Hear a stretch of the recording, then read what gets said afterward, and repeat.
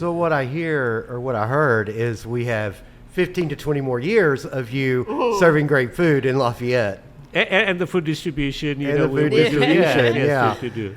Welcome to the official podcast of Foodies of Lafayette, where flavor meets community. A huge thanks to our chef table sponsor, Ounce of Hope. You can learn more at ounceofhope.com. Let's join our hosts, Heidi McDonald and Jason Stoner. Hey y'all, I'm Heidi McDonald, Foodies of Lafayette, here with my partner in crime, Jason Stoner. Hey. We're here at the beautiful Sunday Soda Fountain in downtown Lafayette, Louisiana. I want to take you behind the scenes and tell you a little bit about the culinary epicenter of the world. All of those stories are made possible by some amazing partners. So really thank you so much. Sundays, we appreciate you. Chris Logan, thank you so much for keeping us on track. Also, Seth with Logic Refrigeration, couldn't do it without you. And Colin with Ounce of Hope, our chef's table sponsor. He keeps us relaxed and on track as well. Thank you so much, guys. So all of those partnerships make it possible for us to bring you the stories of that you want to hear, all of that background information. And today we're going to bring you the story of the man, the myth, the legend here, Mr. Ema Haq, probably known to most of you, Ema's Cafe and Bailey's Tandoori Grill, but that's not exactly where he started. Started with a little bit of a different goal, hoping you can tell us a little bit about that. Sure. So when you came here originally, because you're not from Lafayette, Bangladesh, right? I'm from Bangladesh, yes. You were 19. I was 19, I come to UL to attend mechanical engineering a long time ago, in 83. Engineering, huh? Yes. That's a far cry from a restaurant. No, it's really quite a journey, though. I came, had no idea about Louisiana, or, I knew I went to American school in Bangladesh, Notre Dame, my high school. So I knew a bit about in the United States, but I knew New Orleans. I used to see a poster, the Superdome and French Quarter, those I knew, but didn't know actually Louisiana. Anyway, came in the summer of 1983, and here I am 42 plus years later. Wow. Now, we know exactly, where you are culinary-wise, but you didn't start there. You started doing what when you in restaurants? I started the UL conference cafeteria as a pot washer. Man, that summer I worked, and September came. I was working very hard, homecoming. Worked like 12-hour shift. I remember the manager was so happy. He said, "Now you get promoted to the dish room." Man, that was a day. I said, I get promoted, now I'm a dishwasher. So then when, obviously started from there, and I buzzed tables, waited tables. I worked at the Hilton as a captain of the dining room. Managed restaurant, worked in a local restaurant for many years throughout my college. I don't know what got to me in 93. There used to be a place where I am, Bailey's. It was several restaurants went in 5-6 years. So I took over and started Bailey's Seafood and Grill. Believe me or not, when I first came, I didn't know how to cook rice. I lived not too far from here, in Stewart Street, in a house. Always used to get scared. I said, man, you from Bangladesh, you love to eat rice and gravy, pretty much like an Acadian food. If he doesn't cook rice, I'll be in trouble. So make sure I do all my house cleaning so these guys can keep cooking. So came and be a chef of the year. So it's anything can happen. When I say like a brown guy from Bangladesh can be a, people joke one time, what Ema is doing. I think he was the owner of Prejean, winning a gold medal on an etouffee.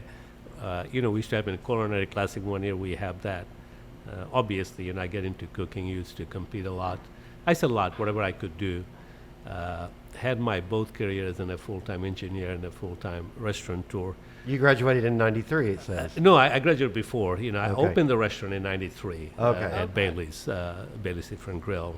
Obviously, recently we have changed last year to Bailey's Tandoori Grill.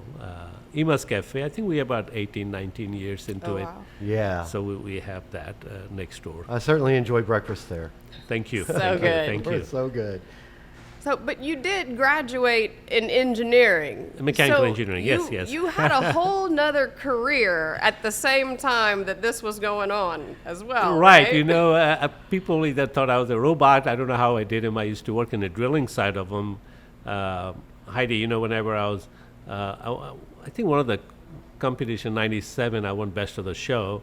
And so I got my check, big check. I think it was $8,000 and a trophy. The chef, Paul Prudhomme, says, son, where you went to culinary school? As a chef.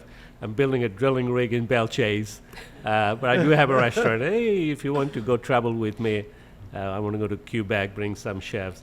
But anyway, make it short, you know, had the, you know, the passion to cooking, got into it. Got very lucky to win a lot of competition, a lot of medals, I think about 30 plus. Wow. And really, I never dreamed that I'll be able to cook good food or any kind of decent food, but You didn't even know how to cook rice. no, I didn't even know how to cook the rice. And you know, it was always a joke. And when my boss heard that I was working as a full-time as an engineer at Parker, I said, somebody say you're a chef of the year. How'd that happen? I said, Mike, I have no idea. You know, I think people just liked me. And same thing, you know, it happened in 2007. I was a restaurateur in the state between John Bash and Emerald, and those guys are legend. You know, it's so God has been very good to me. Absolutely. You know, Yeah, over 30.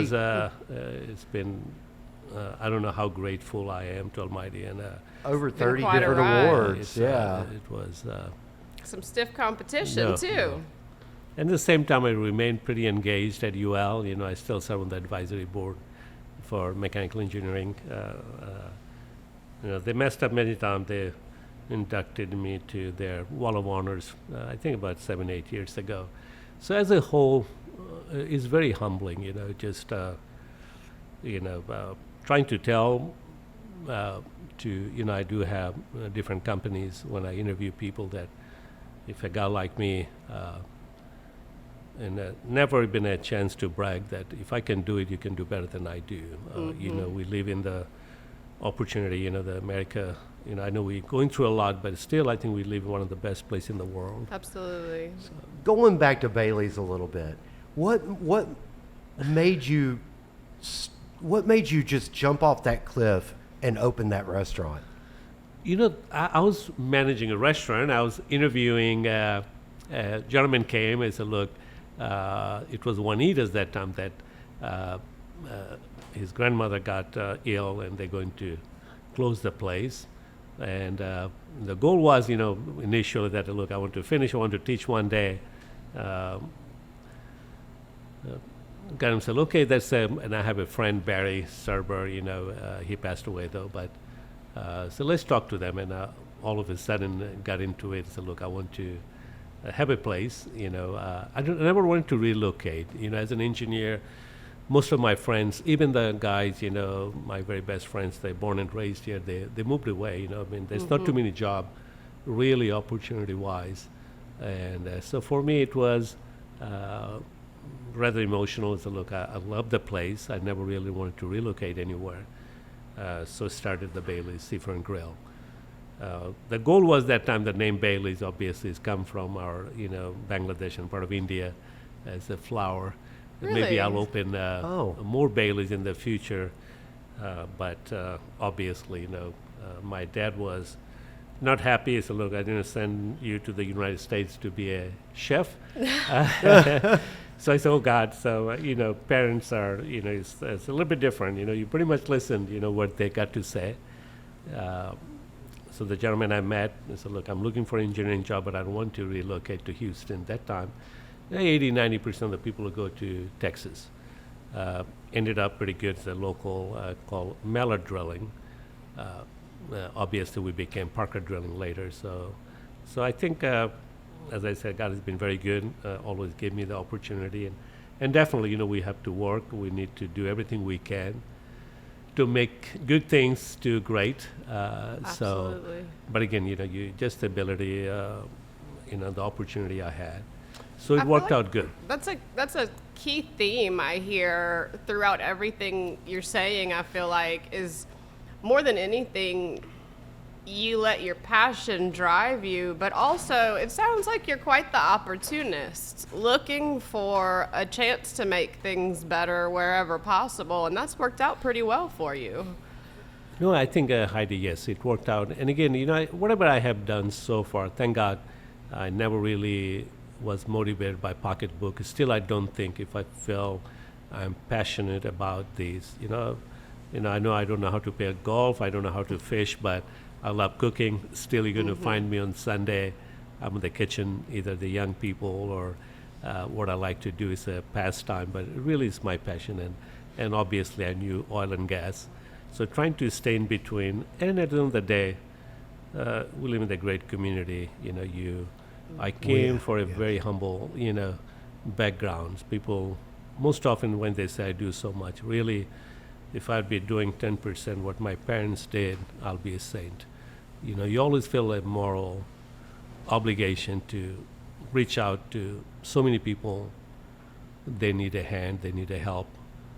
And if you can make it better, obviously the deserving people, and that's probably my biggest desire and a passion, that if I can do this, then I can create that. I mean, we went through some tough time. I think every business owner goes through. Sure.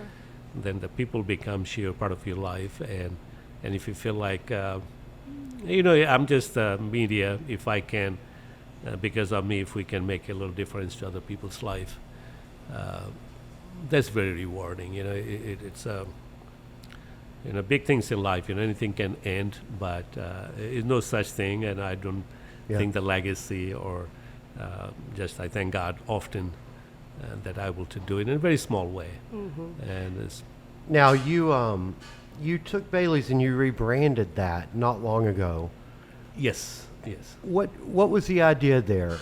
When I first opened in '93, obviously my background, Bangladesh, India subcontinent, I used to do Indian night. And that time there was no Indian restaurants. So I'll do 2 nights, and it was pretty good. People didn't know too much at all about, anytime if you feel like Indian food, it would be curry. Anyway, we had some expats, some of the oil and gas universities. So I'll do it. I do some small catering. So I did it until quite a few years, first 7-8 years, and then Indian restaurant opened up. I said, look, it's time for me to pause. Let them do well. Let's we all support, and because if we're trying to have too many, then nobody's going to last. Right. So I didn't do those two nights of catering, so we let them do it. Over the years, since the pandemic happened, before that I had Ema's Cafe on a Pinhook Road for about 8 years. Oh, right. Oh, I didn't realize And, that. So with my other businesses, it got a little too much traveling. Obviously my big portion of my business is the offshore catering division and food distribution. We do the same thing like a broad line Cisco U.S. Food does, including offshore. So I'll bring it to next door to Bailey's. There's a business they relocated. So it worked out good. We expanded the kitchen, cut the door. So we made a breakfast and lunch place for Ema's, and Bailey's we kept it. Seafood Grill, we kept them as a dinner and a special event. We do a lot of private. You've been to Bailey, we have a lot of rooms. They can do either 20 people or 80 people, private It's meeting. so versatile. Yeah, and for me at that point, it's not that, hey, I had to have it. It just, that's my passion, And I have a lot of the guys in the kitchen still work for me 25 years, 27 wow. years, 22 years. That says a lot. That Like, says Yeah, a lot. yeah. It really Yeah, that does say a lot. You don't hear a Yeah. lot of that in the restaurant industry. There's usually a lot of turnover. you Yeah, know? it's a thing. It really Yeah. is a struggle. So you have a sense of, I'm not a big corporation, they have their benefits, they have health insurance, 401k. So I feel I need to get it going as long as I can, even though it become very small portion of my total business, but it's still my 98% of heart and soul in my restaurant where I Right. started. So when after the pandemic, you open a lot of places, couldn't open full time because of the staffing issues. And my son got married, my sister came. They have a very successful restaurant in London, England, for many, many years. Huge. So look, I think it's time in Lafayette. People learn to like the nose chicken tikka masala, butter chicken before biryani. They have no idea. So why don't you make it? You have Ema's Cafe, keep the way it is, and we'll send our chef to train your staff, do it. So we just transform and keep the name. Everybody said, no, keep the name Bailey's, and a tandoori grill. As you know, tandoori's in a clay oven. I have a couple of them, and so that's where it came from, Just Oh, and the give restaurant's just you know- beautiful. no, thank you. Just it's It my is root. beautiful. See if I can offer some good, and definitely not to compete with others. I wish, all of them, all the success. I think once we have more place, I think it's better for the consumers. We have so many Mexican restaurants. I have some of my very respected, dear friends. Brian Blanchard, Imonelli's, or Charlie Goodson. These guys, they're my very special friends, and we are colleagues and we're peers. We competed against each other to a lot of places, but still we're friends. So I we love always that. feel That's like, so important. yeah, we complement each other. So if we had more Indian restaurant, things better, and each one of us a little bit different, but mainly to offer just to establish another cuisine. Like we have a Mexican, Italian, and so now it will be a pretty much a good place. People say, hey, look, in Lafayette we got pretty strong presence of Indian, subcontinent Sure. food. And India is huge. It's not only India, Bangladesh, Pakistan, Afghanistan, Nepal. So just to bring the regional food. So it's been an experience. Yes, And so That's then wonderful. you also have Emaco, we do have Ema Haq. Yes, sir. Yeah. and that's a distribution for hospitals or schools, I prisons. think I started to mainly first to serve the oil and gas. I do have an offshore catering company, so we in the past we used to have a Dorals. Still there's a few other companies that look. I'll be the biggest buyers from my own company, so give me the independence. The goal was to serve the local restaurants. Trust me, the local restaurants is it's a huge challenge, because everybody thinks it's one of the toughest business. Nobody will know from dishwasher to the GM, what it goes through. If people would know, it will change, especially in our areas. So the goal was to serve. If I can make a difference, to provide the service. A long time ago, we used to have a lot of local places, used to have Conoco food service. If you need it, you can go and pick up 2 cases of ground meat or 5 cases of eggs. And obviously, Cisco, they bought Doral's food. Conoco got bought out by Reinhardt, then become another company, bigger companies. They used to be Acadiana in New Orleans. They got bought out by U.S. Food. Vietnam is expanding. People think, you'll be ready to sell. Of course not. To bring in some products to Riverside Inn or provide ground meat to my good friend Gerald Judy's. I think it's definitely not the money. It's the passion that if I can save $1 for my fellow restaurant people, that's going to make my day. And so people doesn't know yet. Obviously, our new place, I was telling you, it will be about 3 times larger than what I have now. in Scott, 8 yeah. acres. Yes, it's about almost 9 acres. Oh, wow. And right now we are, since I started the division in 2010, and we do some, the correctional facilities. I have done schools. We took a pause this year and again, I don't do all 60 parishes, just Lafayette, St. Landry, those. We can do it. Obviously, we do the Marine division as well. So it's been a good experience, exciting. One day you'll need to come. Hopefully, we're going to start construction pretty And that's soon. a meat processing. No, this is a pure food distribution place. distribution, Just okay. you see trucks. Just to give an example, you see U.S. Food, Cisco. We are basically same thing, just local. So convenient for our, as a restaurateur. Trust me, I know saving 5%, 2%, and the convenience and the consistency. Sure. There's no other broad line left. Most recently, you probably know Lamb Food. They got bought out by Gold Star as well. So as long as I can do it, and hopefully when I exit the market next 15, 20 years, hopefully some local people can take over. And I don't like to give up to the big companies. I mean, I have seen how corporate America works. I don't think that people would ever will have the desire what I have. It's a pure intention to serve the need. If I can make a difference, if people doesn't know now, they're going to figure out one day. But for me to feel good, I think this is plenty of joy for me, put it this way. Yes. As I said, look, if I don't have anything else, my 3 kids, I should be profoundly grateful for the rest of my life. And the support from these community, these areas, I think I shouldn't say just lucky, I've been extremely blessed and thankful. Absolutely. It's a great place to Absolutely. be, for sure. Yeah. And I never could, I had a lot of offers I never even put it in a little thought, even an idea that I will relocate anywhere. I think it's home. And So what I hear, or what I heard, is we have 15 to 20 more years of you serving great food in Lafayette. and the food distribution, And the food we do. distribution, yeah. Yes, we do. Just want to say thank you one more time to our Chef's Table sponsor, Colin, Ounce of Hope. We've got a couple of flavors of the seltzer here on the table. If you haven't tried them yet, you really should. They are fabulous. Very much looking forward to touring his facility, actually. Jason and I have really been talking about it. I don't know how many of y'all are aware, so just to tell you, it really is about as foodie of a process as it can get. He's got it worked out completely organic. The facility is set up very similar to a brewery, and you can actually go tour it and see the entire process from start to finish. He's got these beautiful koi fish in these tanks, and he's growing all of his plants aquaponically and harvesting everything himself. And the entire process is controlled from start to finish. You can see it even up to including harvesting the fish poop. And you can get the fish poop as a fertilizer, which is so good for everything, Absolutely. too.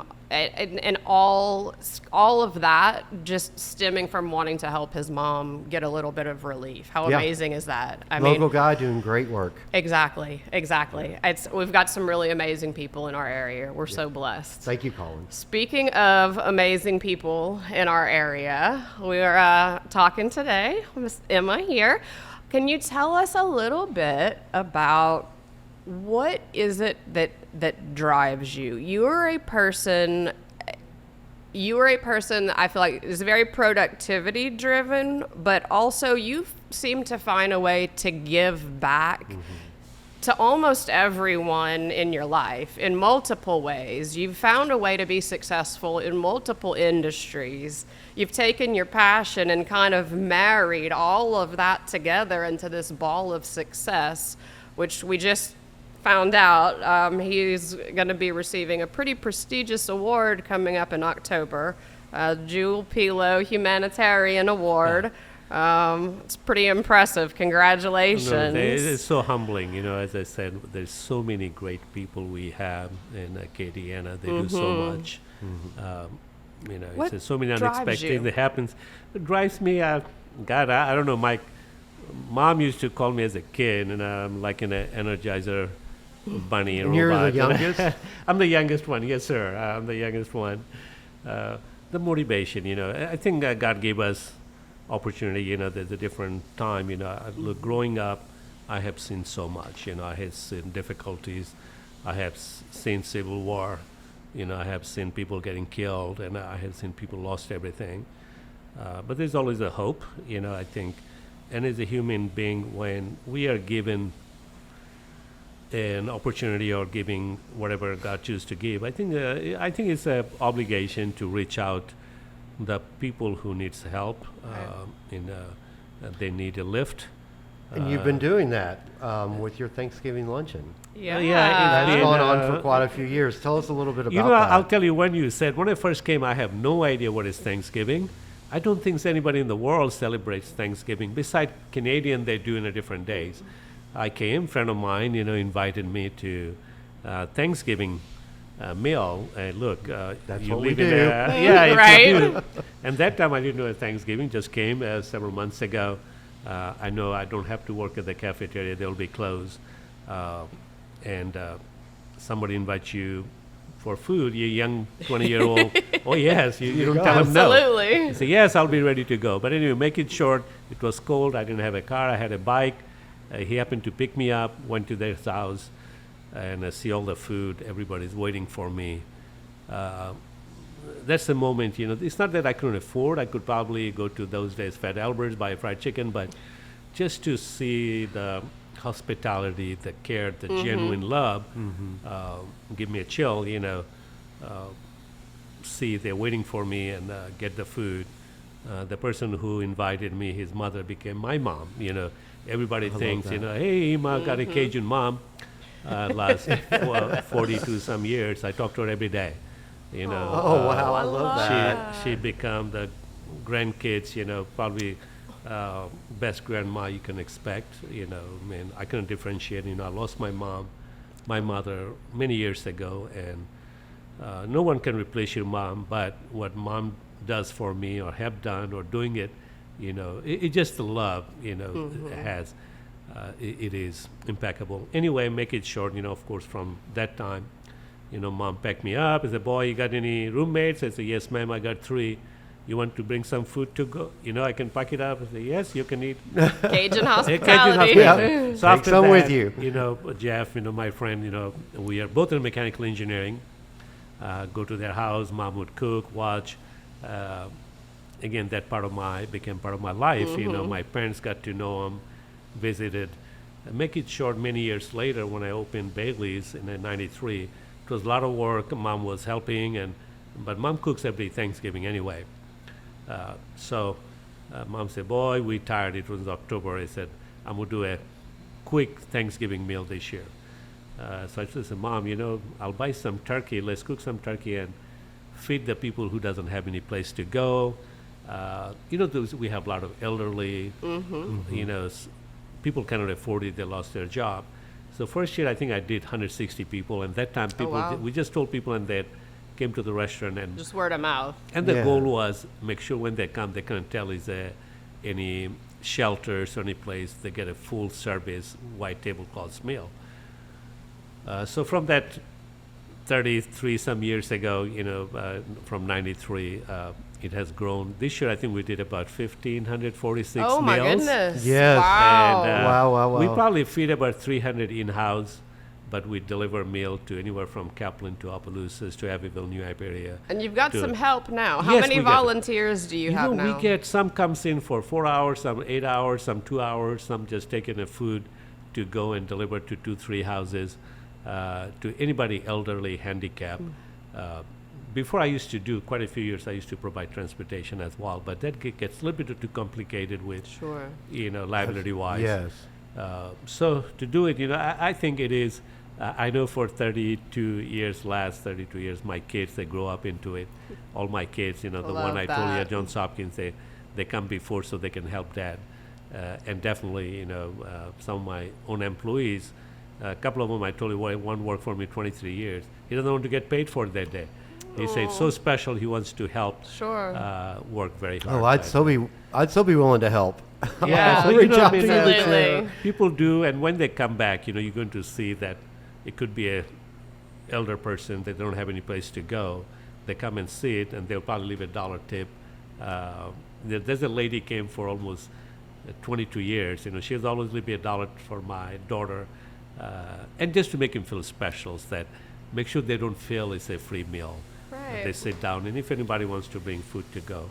But over the years, I think I always wanted to reach out to underprivileged kids as well as good kids. So I have about 7-8 school in Lafayette. I adopted about 4 or 5 years ago school at Crestwell Middle.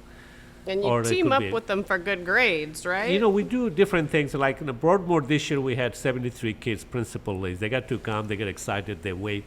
That was almost like a 30-some years. And then we have a J.W. Falk, could be Truman Elementary. What a great Marble reward. Place.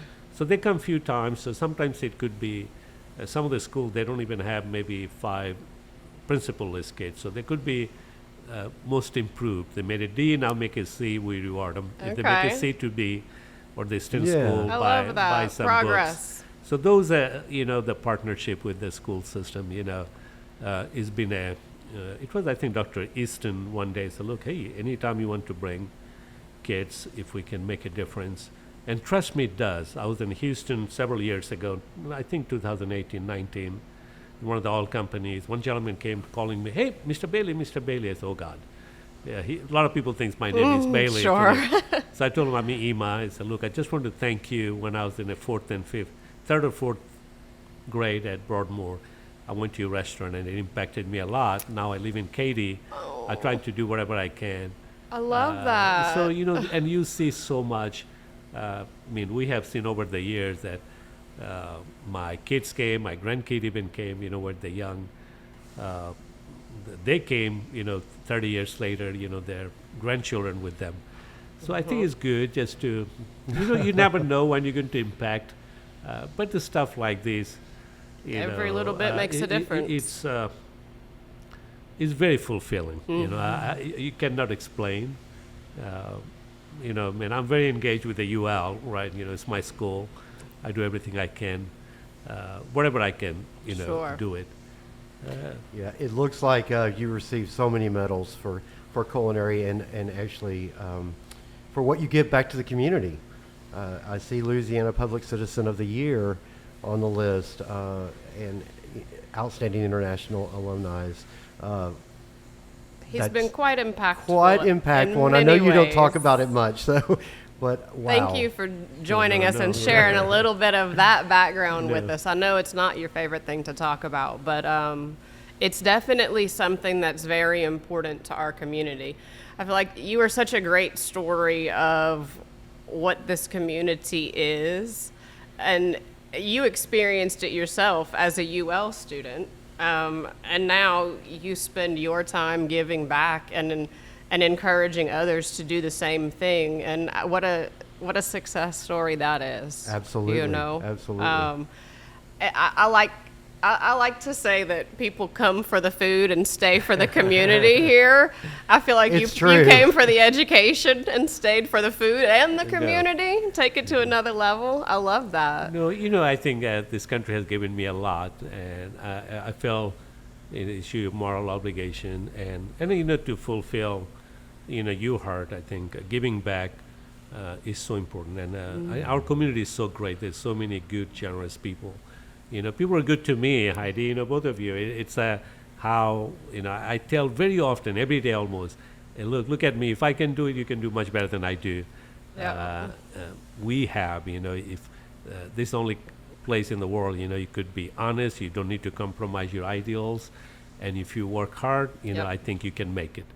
And then to bring it to the, you always have to work. I think I tell my kids, the work ethics are important, but same time, if you can stick to it, if you have the passion, find something, what you like, what your passion is, and do the best you can. But don't forget, where you came from and what you need to do, how you get there.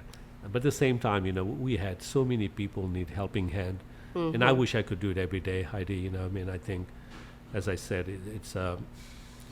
it's a pure joy. I'm trying to have some project in Bangladesh now, trying to get it going. There's a lot of needy people there, but we cannot forget about in our neighborhood when I see an elderly or people who needs a little bit of push, a little bit of support. It's not a whole bunch. If we can do that, I think it's a huge joy. And I have employees. I don't tell them employees. They become part of your family. Some of them does so well. I know we have challenges, but at the same time, it gives you a joy when you see their kids are growing up. I keep up with most of them. How That's wonderful. their children are doing. And if That's you got to can- be an amazing feeling. Yeah, it is a great feeling. It's not you have your children and every other children, and we just need to. At the end of the day, we need to make our community better. We need to make our country better. Agree. To do that, we need to reach out. We talked about in the past. I work closing the achievement gaps. We need to make our neighborhood better, our community better. If you do, I think it will be a better community, sustainable. Always Absolutely. said, look, I want to see better America than what I found. But to do that is not going to happen unless each one of us, we contribute to it. Sure. And we need to be Absolutely. genuine about it.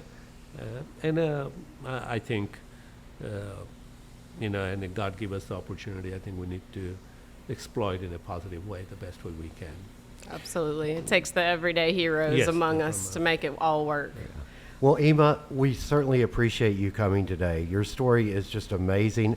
I know there's probably some more things we didn't uncover, but thank you for what you do, who you are in our community, and what you give, not only to other restaurants and your friends, but to people in our community. It's big, big work, and we love Ema's, we love Bailey's Tandoori Grill. Absolutely. Thank you so much for being here and talking to us. Also want to thank Logic Refrigeration HVAC. Seth, you're amazing. I want to share a little story because last night one of our community fridges went out in Abbeville, and Seth scrambled within an hour and got somebody down there. No food was spoiled, and that refrigerator was repaired, and everything's great. So thank you, Seth. you. Thank you for that. Thank you for all the support you give the community fridge project that we have. Also, if you are in need of HVAC, refrigeration, pretty much kitchen equipment maintenance, reach out to Logic's Refrigeration HVAC. They are rock stars, and they can help you with a preventive maintenance plan, as well as anything that just needs to be repaired quickly. Thank you, Chris Logan Productions. We appreciate you. Thank you, Sunday's Soda Fountain. Thank you, Sundays. And let's eat. Make sure to subscribe on Apple, Spotify, or YouTube. And thanks again to Ounce of Hope. Use code FOODIES at ounceofhope.com for 10% off your online order. Until next time, let's eat.